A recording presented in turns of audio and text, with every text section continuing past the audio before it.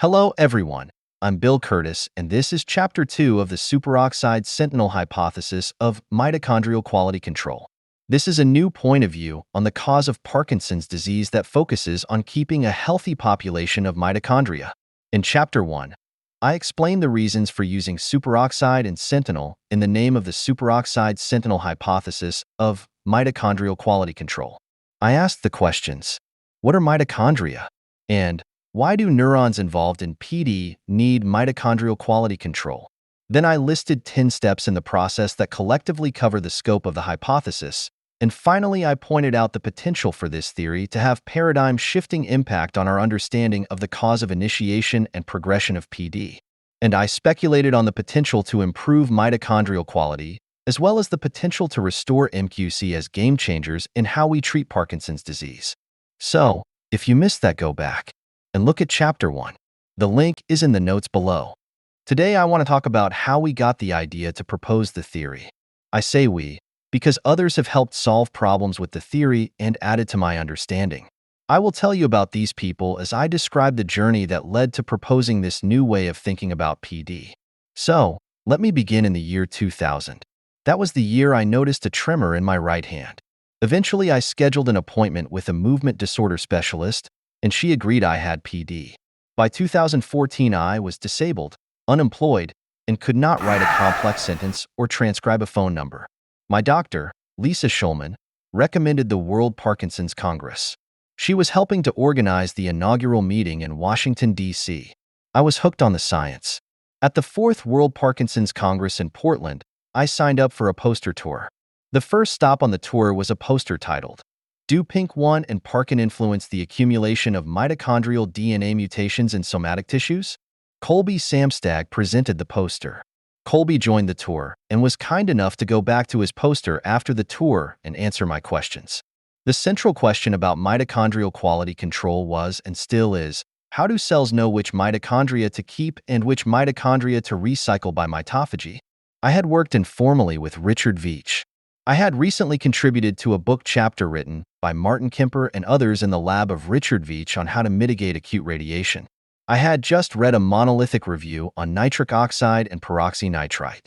So, all these ideas and preparation led me to suggest that the key may be superoxide. Colby and I talked about how the selective signaling might work to identify the inefficient mitochondria for mitophagy.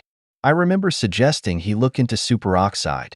So, let me tell you what I had learned over the years and in these two papers that led me to suggest superoxide, the free radical, anion, and reactive oxygen species, might be the messenger that flagged individual mitochondria to be recycled by mitophagy. This is what I knew about superoxide. I knew superoxide would stay in the mitochondrion in which it was created. Superoxide has a negative charge, making it unable to pass through the lipophilic core of the phospholipid bilayer, which makes up the inner mitochondrial membrane. I knew this because of the paper by Packer. Packer had drawn beautiful illustrations showing how far different reactive oxygen species, reactive nitrogen species, and nitric oxide could diffuse in their half-lives.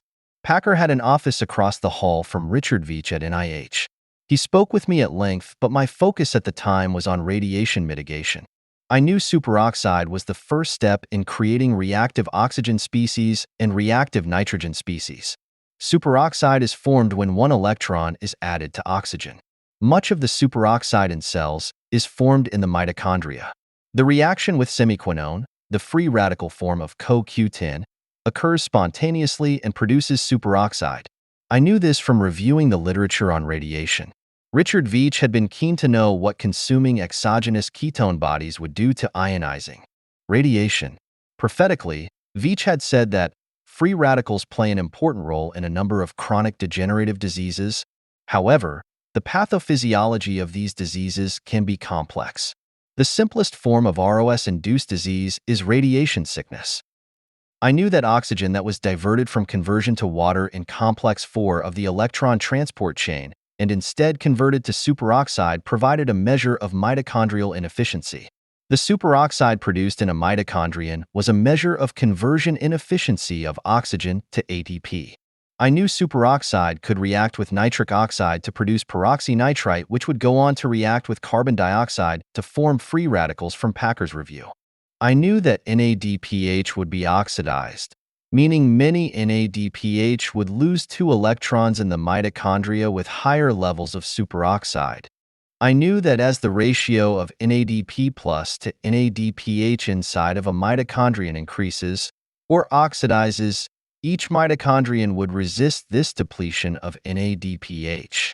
Inside the mitochondria, malic enzyme 3, isocitrate dehydrogenase 2, nicotinamide nucleotide transhydrogenase, and glutamate dehydrogenase 1 would all respond elastically to the oxidation of NADPH and pass electrons to NADP+ to keep the mitochondria supplied with NADPH to reduce free radicals. However, if the NADPH supply was overwhelmed, superoxide could accumulate along with hydrogen peroxide. I knew that PINK1 and Parkin were both PD genes and triggers for mitophagy, and that PINK1 was activated by loss of proton gradient. I knew that superoxide in the mitochondria is converted to hydrogen peroxide and oxygen with superoxide dismutase, or SOD. There were also many things I did not know. I did not know catalase is not found in mitochondria. I learned this from Patrick Bradshaw, who has dived into the literature with me and fact-checked my work and equally helped in developing the hypothesis. I did not know the role of DJ1 with hydrogen peroxide. I didn't even know if all the links from superoxide to mitophagy existed in neurons. I did not know about Paris and biogenesis. I did not know about paraquat, MPP+, urate, SOD kinetics, and most importantly, I did not know how one could use this hypothesis to treat or prevent or slow PD. There are many others who have contributed to the theory. I have permission to name a few: Robert Pulaski, a member of Dr. Veech's lab; Alexandra Miller, a radiation scientist; Vikrant Mahajan; Dr. William Seeds, a co-author and conference speaker; Mark Matson, who was very patient and kind to contribute to a paper on the topic after having contributed on an earlier version that had Dr. Veech as a co-author. So, after 3 years of inactivity, Dr. Matson was still interested in the paper. There are many others to thank, including Miriam Kalamian, a nutritionist; Mary Newport, a world authority on coconut oil; Dr. David Lovinger at NIH, my movement disorder specialist; Lisa Schulman, and Jeff and Nicholas Bonin. I am sure I overlooked several contributors. My wife, Barbara, comes to mind. If you find this information of some use, hit like and subscribe, and look for Chapter 3 where I discuss how antioxidants work.